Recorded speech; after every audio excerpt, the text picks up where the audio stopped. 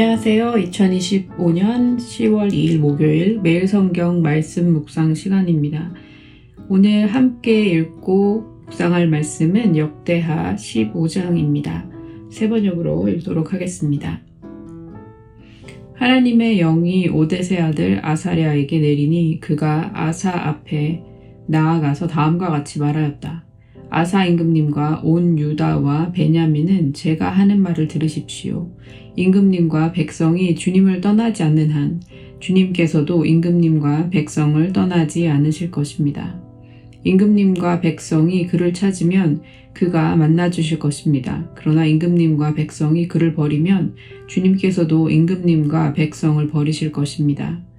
이스라엘은 오랫동안 참 하나님 없이 지내왔습니다. 가르치는 제사장도 없었고 율법도 없었습니다. 그러나 이스라엘이 어려운 일을 만나서 주 이스라엘의 하나님께 돌아와 그를 찾으면 주님께서는 그들을 만나주셨습니다.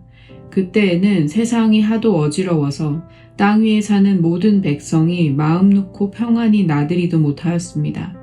나라와 나라가 성읍과 성읍이 서로 치고 무찌르는 판이었습니다. 이것은 하나님께서 사람들이 온갖 고난 속에서 고통을 받도록 버려두셨기 때문이었습니다. 그러나 임금님과 백성은 기운을 내십시오. 낙심하지 마십시오. 임금님과 백성이 하는 수고에는 상급이 따를 것입니다. 아사는 이 모든 말, 곧 오뎃의 아들 아사랴 예언자가 전하여 주는 예언을 듣고 용기를 내어 유다와 베냐민 온 지방과 에브라임 산간 지역의 점령 지역 성읍에서 역겨운 물건들을 없애버렸다.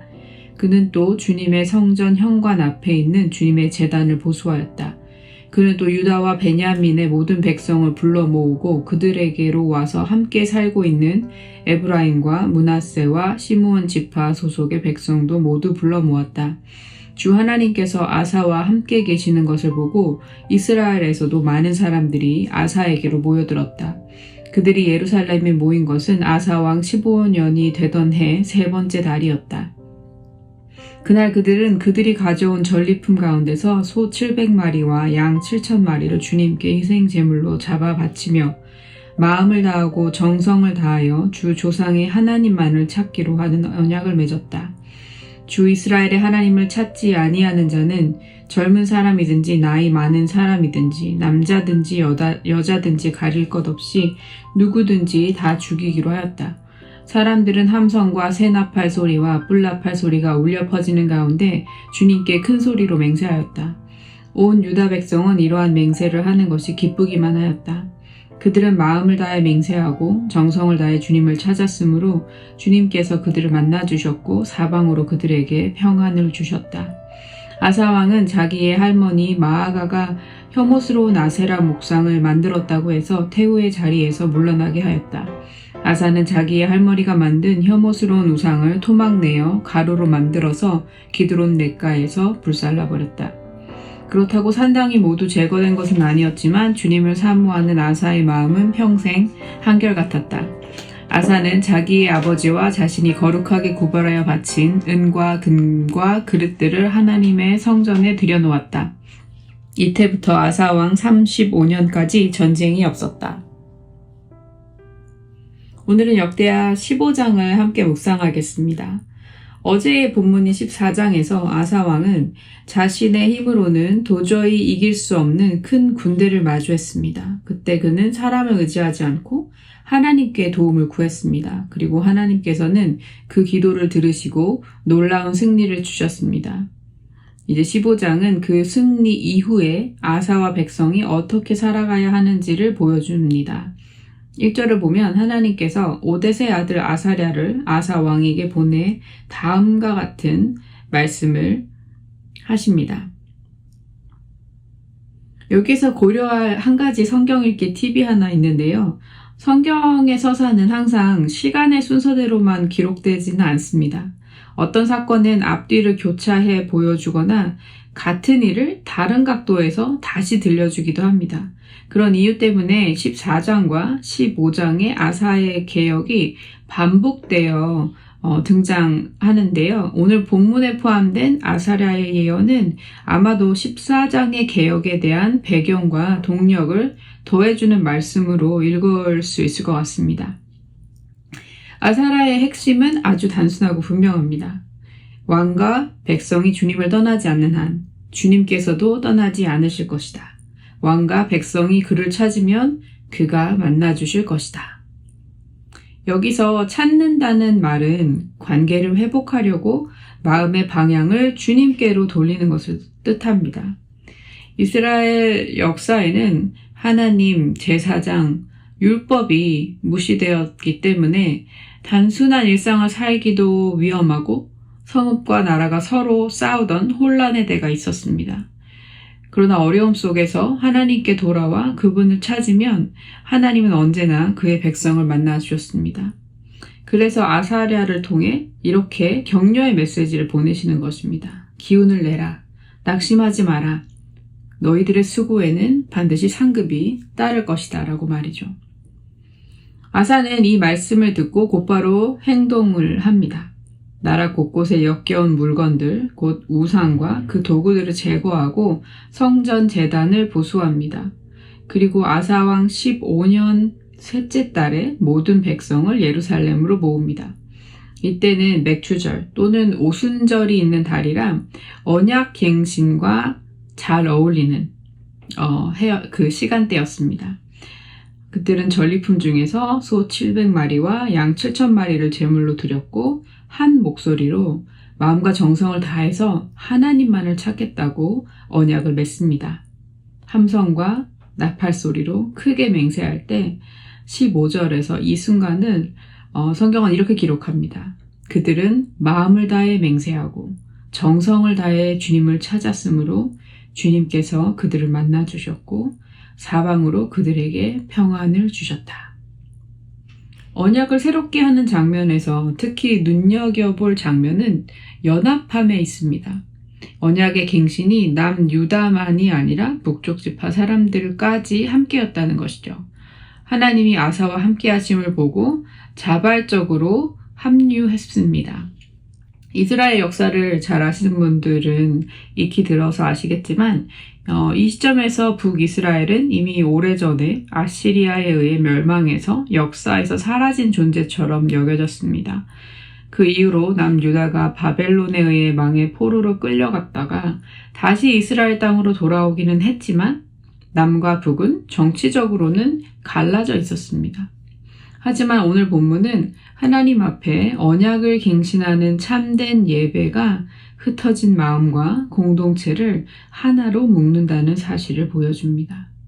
하나님이 함께 하시는 자리에 사람들은 모이고 참된 예배가 공동체를 하나로 묶습니다. 이것은 오늘 우리에게도 참으로 분명하고 중요한 메시지가 됩니다. 성경은 하나님을 찾는 여정에 어떠한 분명한 프로세스, 과정이 있다는 것을 보여줍니다. 이 흐름을 한 줄로 설명하면 이렇습니다. 먼저 우리가 마음과 정성을 다해 전심으로 주님을 찾을 때 하나님께서 약속대로 우리를 만나 주십니다.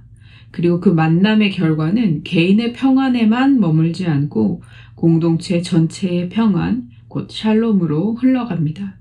그래서 역대하는 하나님을 전심으로 찾음으로 하나님께서 만나주시고 그것이 공동체의 삶으로 가는 길이라는 것을 아사 왕의 이야기를 통해서 우리에게 가르쳐 줍니다.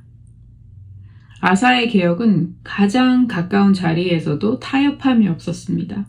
당시 왕실에서 가장 영향력 있는 인물 가운데 하나였던 태후, 곧 아사의 할머니 마아가조차 예외가 아니었습니다. 그녀가 아세라 목상을 세웠을 때 아사는 가만히 두지 않고 그녀를 태우 자리에서 물러나게 했습니다. 그리고 그 우상을 단순히 치우는 데 그치지 않고 토막을 내어서 가루로 만들고 기드론 시냇가에서 불태워 흔적조차 남기지 않았습니다. 물론 아사 왕이 모든 산당을 다 제거하지는 못했습니다. 그러나 성경은 이렇게 그를 평가합니다. 주님을 사모하는 아사의 마음은 평생 한결같았다. 즉 아사의 개혁이 완벽하지는 않았지만 하나님은 그의 마음의 방향을 보셨던 것입니다. 완벽보다 더 중요한 것은 마음이 어디를 향하고 있느냐 하는 것입니다. 하나님께서는 완벽보다는 방향과 지속성을 보시는 것 같습니다. 아사는 이어서 자신과 아버지가 성별해 두었던 성물들을 성전에 드렸습니다. 그리고 하나님께서는 그의 이런 헌신과 개혁 이후에 나라에 오랫동안 평안을 허락해 주셨습니다.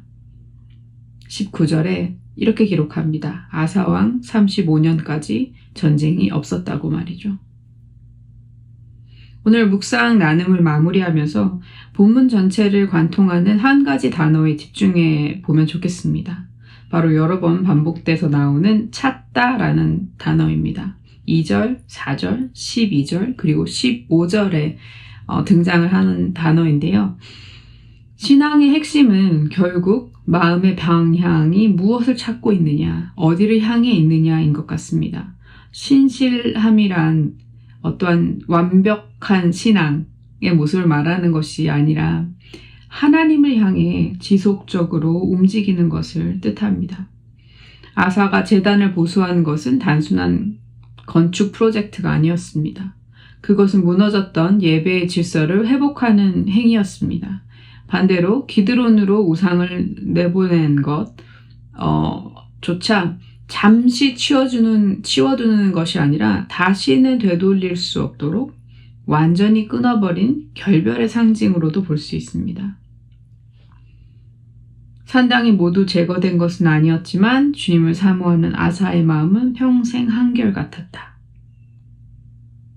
이 기록이 결국은 신앙이란 것은 단번에 모든 문제가 해결되는 완벽함에 있는 것이 아니라 부족하더라도 즉각적인 결단을 내리고 하나님을 향해 행동할 수 있고 꾸준한 방향으로 계속 나아갈 수 있어야 한다는 것을 말하는 것이 아닌가 싶습니다.